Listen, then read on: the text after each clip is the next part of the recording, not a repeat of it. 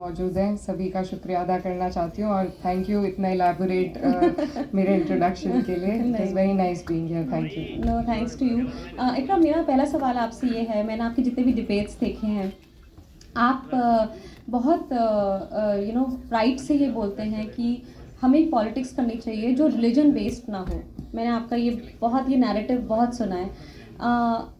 लेकिन हमारा आप पे बहुत प्रेशर डाला जाता है कि आपको रिलीजन में फंसाया जाता है, क्वेश्चंस ऐसे करे जाते हैं। तो आपकी क्या स्ट्रैटेजी रहती है जब आपकी जो मेन मुद्दे हैं political, like education, health, safety, security of people, employment, आप इन मुद्दों पे कैसे, आपकी स्ट्रैटेजी क्या रहती है कि मैं टिकी रहूँ इन मुद्दों पर और रिलीजन के उस मुद्दे में ना फंसूँ? Like so how do you deal with that narrative? फंसना नहीं है, हमें दोनों ही चीज़ों को बैलेंस बना के रखना है।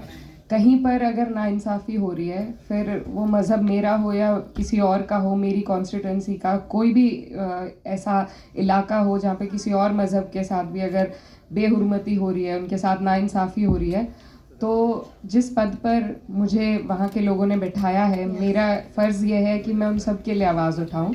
और उसके साथ साथ जब पार्लियामेंट में जब भी बात करने का मौका होता है, तो हम हमेशा कोशिश करते हैं कि जो जो चीज़ें सुन के हमें न्यूज़ में, मीडिया में दिक्कत होती है, उसको रख सकें, लेकिन उसको एक लॉजिक के साथ बैक कर सकें। हाँ। कि कोई हिंदू है, मुसलमान है, सिख है, ईसाई है, हम सब की अगर आप देखेंगे तो बुनियादी जो हमारी ज़रूरतें हैं, जो हमारी परेशानियां हैं, वो एक ही हैं।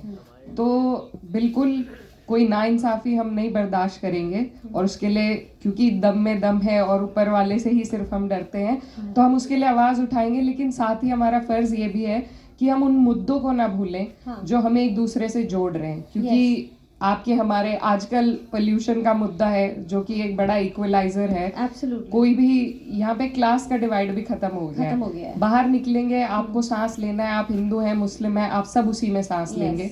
तो इस तरह के मुद्दे हैं जिनको कोशिश करके हमें आगे रखनी है। क्योंकि ये एक बाइंडिंग फैक्टर है हमारे पूरे समाज के लिए, हमारे देश के लिए। तो यही मेरी कोशिश रहती है कि उन सभी मुद्दों को भी हम आगे रखें एक लॉजिक के साथ, और साथ ही ये भी हिम्मत दिखाएं कि अगर हम पे या हमारे किसी साथी पे कोई भी नाइंसाफ़ी है, तो उसके लिए हम मजबूती से आवाज़ उठा सकें। इसी में